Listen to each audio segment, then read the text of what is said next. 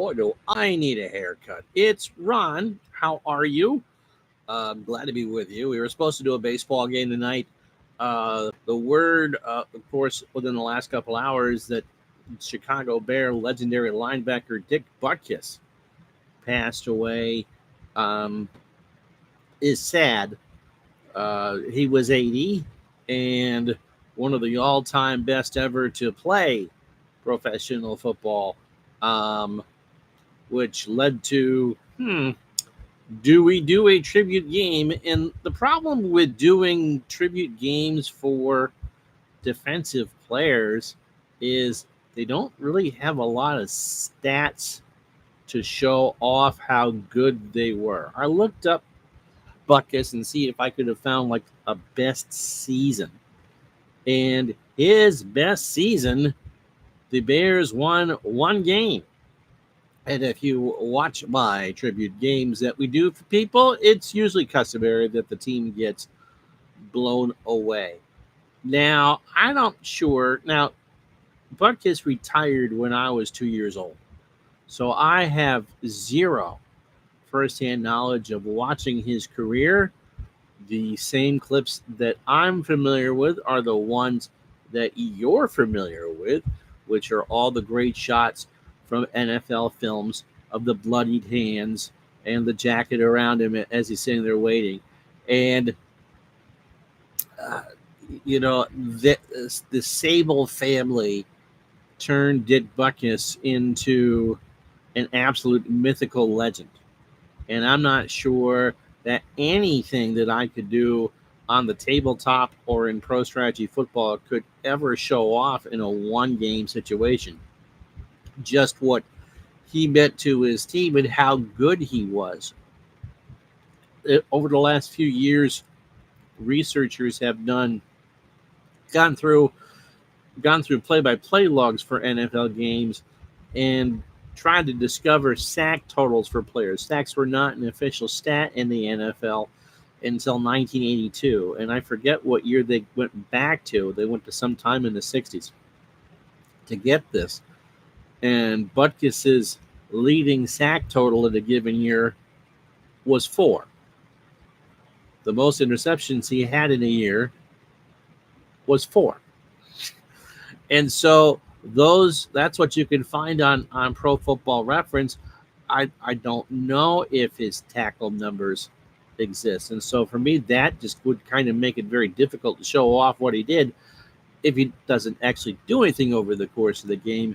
And the Bears just, if Gale Sayers wasn't healthy, then they really weren't going to win in that era. His best season was his first season as far as where the Bears record was. They were 9-5 in 1965. That was the high water mark. They were 500 a couple times. Now they, were certainly behind the 8 ball, behind Vince Lombardi's Packers and Don Shula's Baltimore Colts in that era. But again, there were years where they went 1-13, and I don't think anyone wants to watch that. So, if you have any memories of Dick Butkus, this would be the great time to share them. Again, everything that I remember from his career certainly came from the NFL films. Playing in the mud at Wrigley Field. Not much the last couple of years after they moved to Soldier Field, of course, but that was that. And because of the way that Ed and Steve Sable told stories, again, they made Butkus into the permanent legend that he is today. So we'll leave this open for a few more minutes. And the other thing, people do ask from time to time for tribute games, and again, for some, it's just really difficult to do.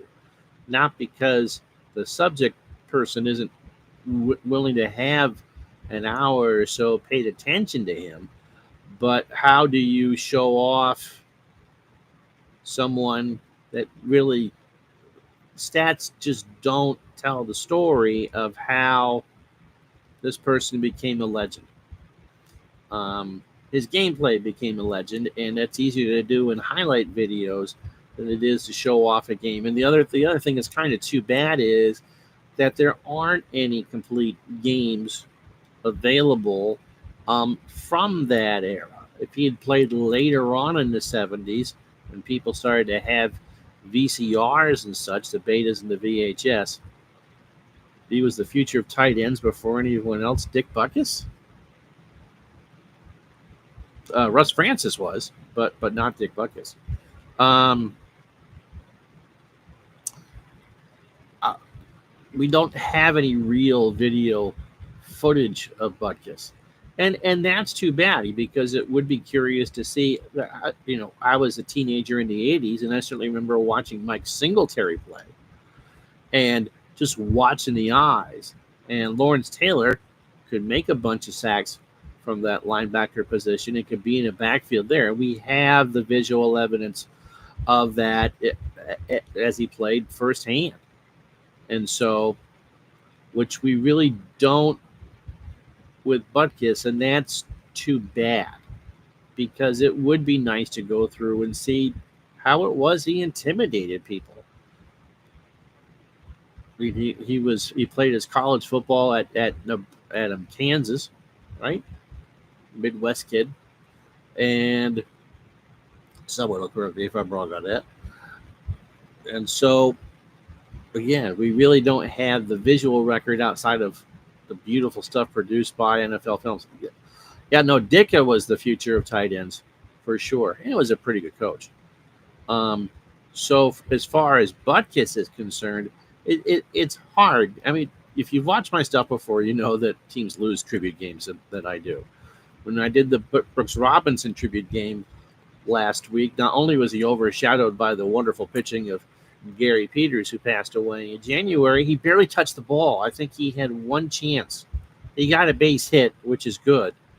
But it's hard to sit there and focus on one particular player, especially when they're on the defensive part of the ball and may never make a tackle or never touch the ball. And so that was my leeriness about doing a tribute game to Dick Butkus, because chances are the Bears weren't going to win and he might not do anything. And that the whole point of that is to show off why that player was so fantastic. Butkus went to Illinois. So Illinois College, and of course, what was the monster of the Midway. I believe in 1968, he was second in the UPI MVP voting. He was all defensive player pretty much every year that he played. And again, just was fantastic. I remember him on the NFL Today in the 80s. He was there mid 80s and did a decent job. But, in his heart, he was a Chicago Bear. And not sure if he ever did any coaching. You would see pictures of him. He also did some acting and stuff at the same time that Alex Karras did. Wasn't no Webster or anything like that, but Butkus did what he could. But in his heart, he was the pride of Chicago, and probably along with Ernie Banks with the Cubs in that era, the two most famous athletes to play in Chicago until Walter Payton came in the late 70s and Michael Jordan came in the 80s. I mean, Butkus just never had to pay for a steak in his life. Yeah, no problem, Bertie. So, for those of you who watch Butkus, what made him so different above everyone else? I mean, Gino Marchetti was a good defensive player. You go back in the 50s, again, before the age of NFL films, where people didn't have that story making that Butkus played in that era. I mean, Sam Huff, who was a great defensive player in the late 50s, early 60s, had a CBS News documentary done about him, The Violent World of Professional Football. And, different. But, But Butkus just kind of looked the part too. He had the mustache. He had that mean look.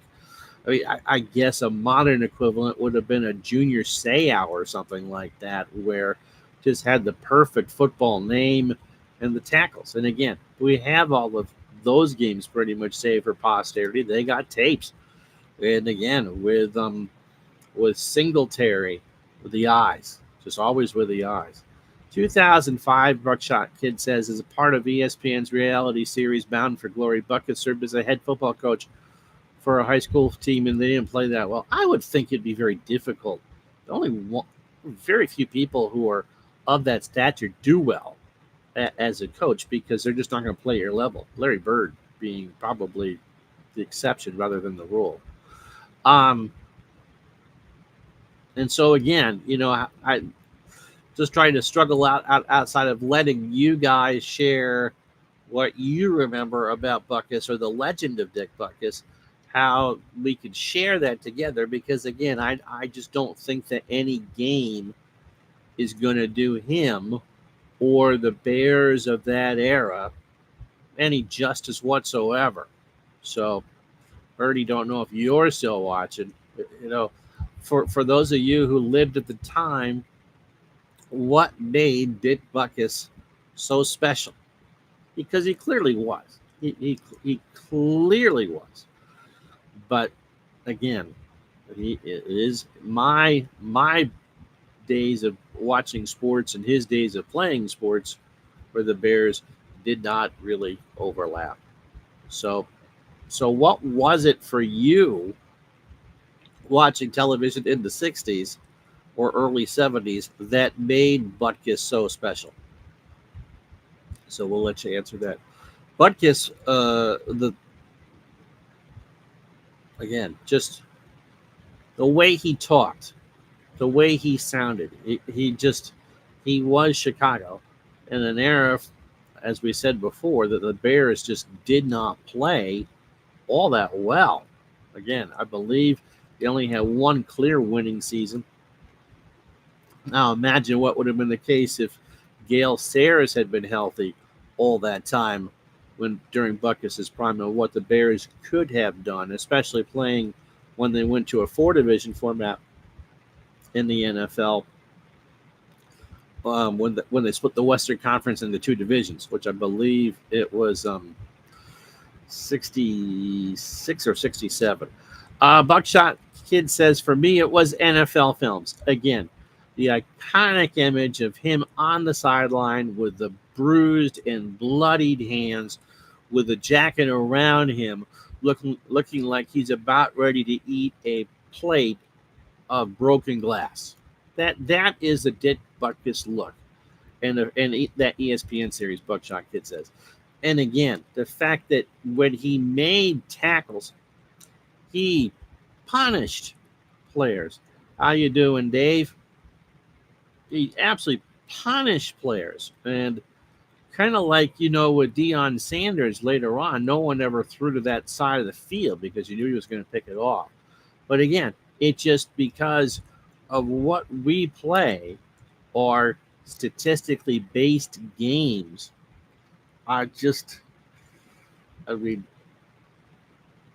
You never want to show off a player and then not have anything to do. Yeah, and Dave says he only remembered him in the movies. It really is such a shame that none of the films were made. That full game films weren't really saved. I mean, there were the highlights, and again, we all have images of Butkus in slow motion turning some poor defenseless tight end or running back or receiver into dirt. No one probably in his era hit harder than Butkus. So the legend goes. But it really is too bad that we don't have just a random game. Ernie says, I was an AFL fan and didn't watch him much. However, when I think of Butkus, the word that comes to mind is unstoppable. And I think that's a good word for it. for him was unstoppable. He only played 8 years. I think his body, he just played with such wild abandon that he just sacrificed himself to do that. Of course, it was a different game in the 60s as it is today. You could certainly hit a lot harder in certain areas, and let's just say that certain penalties that would be called for today weren't called in that era. you know, it just didn't happen that way. So, unless someone has a suggestion of how we can do a game that would give him justice again, I think, he was just, the mythology of Dick Butkus as a player and what he was. Kind of goes above and beyond what we could truly show on a tabletop of Dick Butkus. Yeah, he was in Brian's song. And again, that's another player that you look in the late 60s with Sayers and Piccolo and what they could have done. The Bears never had a quarterback. Imagine if they had someone, even like a Joe Cap or something like that, or a Fran Tarkington, or someone almost the equivalent of a Bart Starr under center to guide that offense. I think that was one of the great probably regrets, was that the Bears outside of 65 just were never really competitive in the championship race. So, what other memories do you guys have of Dick Butkus? We talked a little bit about him being on the NFL, and he wasn't bad. I know that he did Bears radio for a long time. And again, I think he felt a loyalty to George Halas and the McCaskey family that just endeared him there. He was, some people make that transition from player or coach to media. John Madden, for instance. I mean, how many people under the age of 50 remember that he was the coach of the Oakland Raiders? In fact, was a tremendous coach of the Oakland Raiders. But Madden really became just the ambassador for football. First, when he started working with Pat Summerall, and then later on as he got older in the video game, and Madden was just synonymous with the NFL. Butkus was synonymous with the Bears and the city of Chicago, and that tough, blue-collar, hard work ethic that the Midwest shows the rest of the country. Walter Payton had that mystique to him too when he was a player. In fact, there was a talk about Bears and bad quarterbacks over the years. There was a game that the Bears had, I think it was pre-McMahon, that the Bears had run through all their quarterbacks, and that Walter Payton had to be the emergency quarterback for the Chicago Bears. True story. But as far, I feel bad. The other player that I really wanted to do a tribute game to, but I didn't know how well it would actually show, was Bill Russell. Again, much more known for his defensive abilities and his abilities to rebound, as opposed to what he could do handling the basketball or scoring with the basketball or shooting free throws. Chamberlain would have been easy. He just scores it all the time. And Al, Red Sox fan, does a great job showing that stuff off. But as far as what to do with the pure defensive player, it's hard. And you want to make sure that when you do something like that, that it's worthy of who they were. So I thought that a chat probably would do better to talk about Butkus as opposed to just showing him never touching the football. So, again, so if you joined us late, did any of you watching ever see him play on television or in person? That must have been a blast in the late 60s playing football at Wrigley Field. Hay everywhere, and it just kind of fit that image. Cold Chicago wind blowing off the lake and all that. So, If you got a memory of Butkus or something you'd like to share, again, I think most of us remember from the NFL films, and as Buckshot Kid said, an ESPN series where he was as a high school coach. I think the older you are, probably the easier that is to do. Um, but anything you'd like to share? Yeah, it was only 8 years, Mike. Bears Den did, but he knew towards the end of his career when his knees were going. What was it that made him so intimidating? Yeah, he sacrificed himself to play. And again, we talked about this a little bit earlier. If Gail Sayers had been able to stay healthy and Brian Piccolo didn't go through all the troubles that he did, and Butkus might have saved his body a little bit, and if the Bears had a quarterback, things might have been different.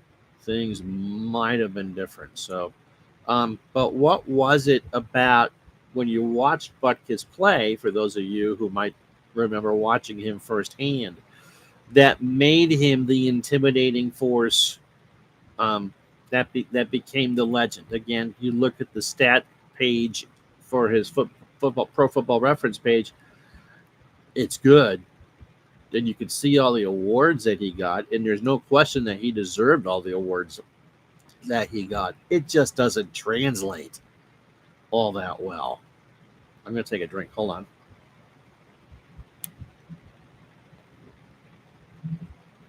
I know that Butkus had a hard time walking around in the 80s and such because his body did take such a pounding from all the time that he played football. And again, selfless, absolutely selfless. He wanted that team to win, and it may be the most modern comparison to Butkus as far as talent compared to results on the field. Maybe Mike Trout and the Angels and Shohei Ohtani. They're not gonna win anything the way that team is consistent right now, and hard to believe Dick Butkus never played in a postseason game. In fact, he probably will go down as the greatest player in professional football history never to play in a postseason game. Their best record was 9-5. Johnny was a great player, and yeah, he loved a tremendous personality. I believe he probably got in whatever the first year of eligibility was. He retired in 73. So 78, 79, somewhere in there. Bears Den says that he was lied to about his knees by the Bears. Surprise, surprise. He sued them and won.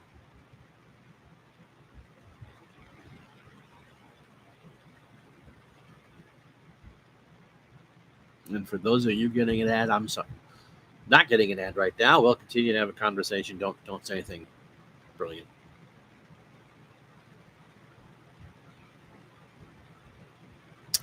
I'm not going to go on much longer though. So, and of course, the Hall of Fame for football is a bit different from baseball. You get nominated, you become a finalist, and they argue about you in a room all day. Usually the weekend of the Super Bowl, and then they vote on it. So it's a much smaller voter pool. And again, I of the Mount Rushmore of Chicago athletes, I would say even if you were to put Bears, the nominees, I would put up there. It would be three. It would be Hallis, it would be Peyton, and it would be Butkus. And if you went for overall, obviously Jordan, Ernie Banks. You could make an argument for Sandberg and Fergie Jenkins and some of those players from the World Series team in 2016 for Chicago. Frank Thomas with the White Sox and all that, but everything I saw tonight, reading from other news sites to Facebook to that. I mean, Butkus just kind of transcended all of that. I mean, he was a legend for everybody. Bernie says CBS ranks Butkus as the ninth greatest player ever to play in the NFL. Just to compare, Joe Montana would be 10th. I think he revolutionized his position of linebacker.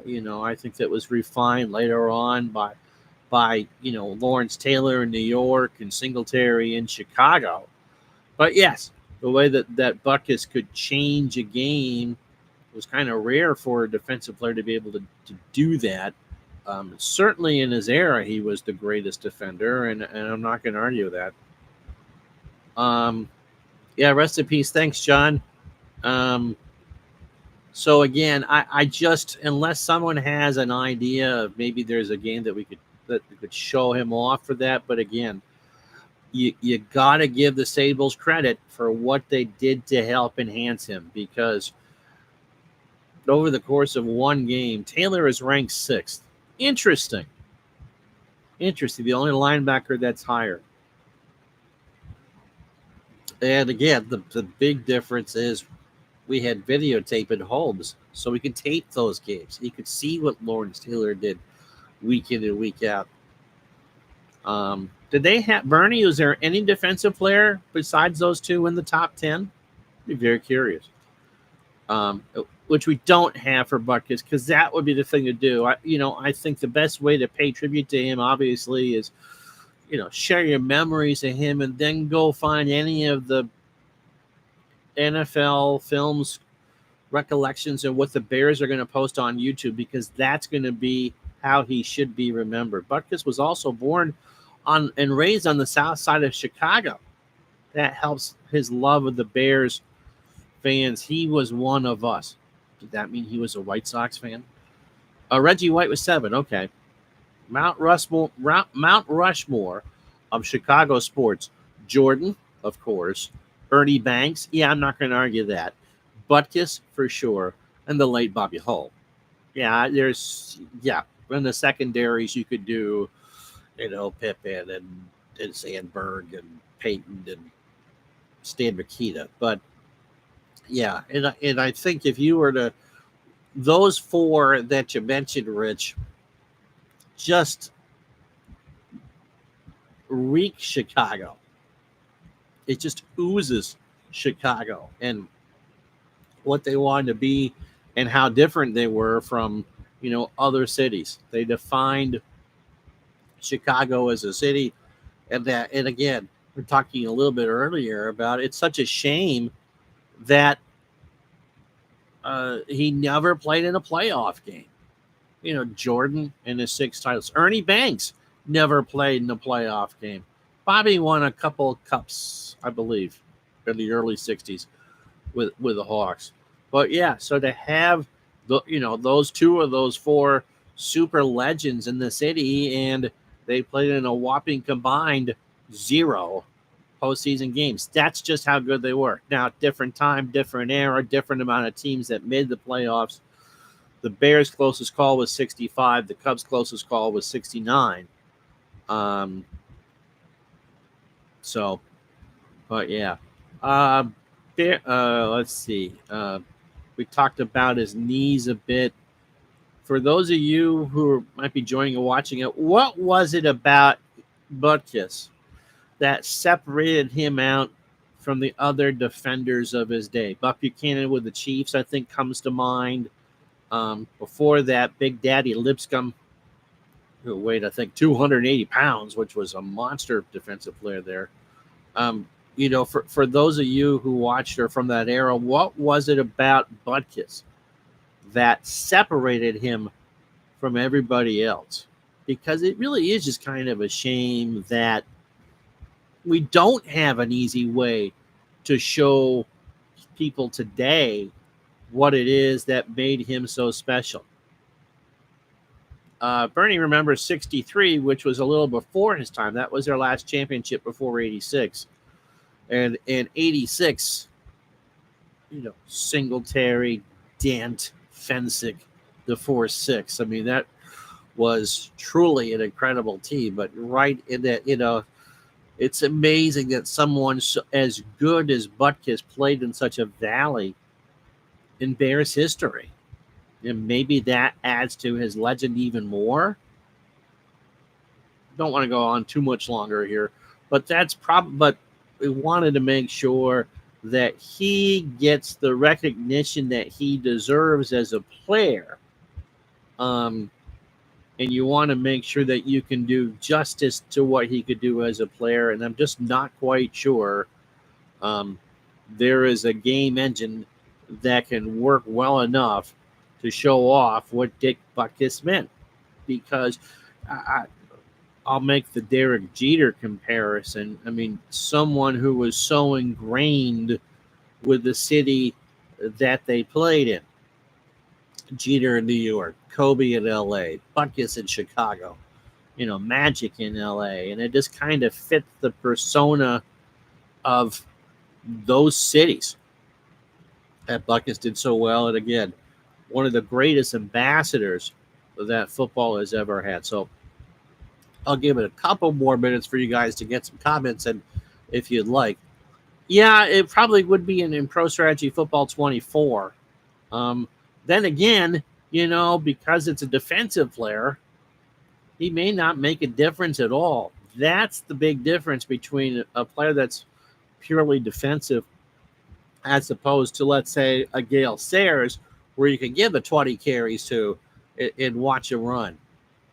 I'm sure he's extremely highly rated in Pro Strategy Football. I wish the Bears were at least decent, because his best years, Bernie, were the years that the Bears were 1 and 2 win teams. By the time that he matured in the position in the late 60s, just before they moved to Soldier Field. And I can't imagine that artificial surface was just wonderful to his knees beforehand. So, anything else? I'm going to take a quick drink.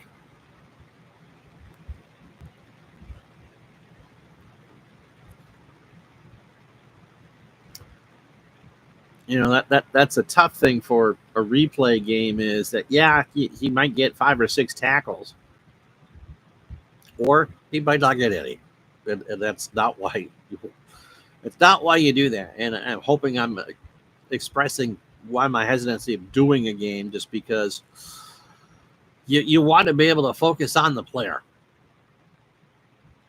And I think the legend of what he meant, I'm not sure that, there are some players that kind of transcend that, and I'm not sure that we could ever do the proper justice for that. All right. Well, let's go another minute or two, but for those of you who did share memories, and yeah, a great personality.